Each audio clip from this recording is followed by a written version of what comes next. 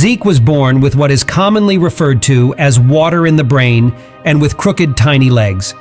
Water in the brain, also known as hydrocephalus, is a rare condition in cats in which there is a buildup of cerebrospinal fluid in the brain. This usually causes increased pressure inside the skull. As a result of his condition, Zeke looked a little different. His chances of finding a forever loving family were pretty slim. Few people would take in a cat like that. Living in a small shelter in a quiet town, Zeke spent his early days watching as the world passed him by. He longed for the warmth of a loving home and the companionship of a kind human. But time went by, and many families walked right past him, their eyes lingering for a moment before moving on to other, more typical cats. Then, one fateful day, a woman named Lisa from the other side of the country learned about Zeke.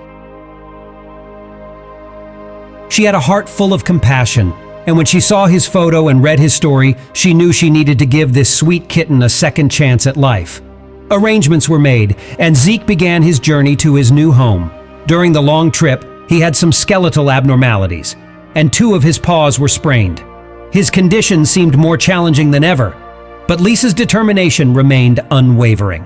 When Zeke finally arrived at his new home, he was met with open arms and a cozy place to rest. Lisa had another cat named Superhero who had the same condition as Zeke, hydrocephalus.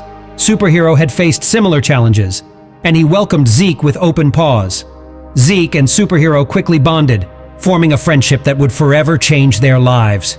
Zeke's crooked, tiny legs didn't stop him from living a happy life. He may not have been able to move like other cats, but that didn't dampen his spirit.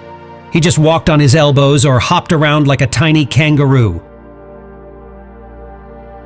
He fiddled with toys, rolled around the living room, and played with Superhero with unbridled enthusiasm.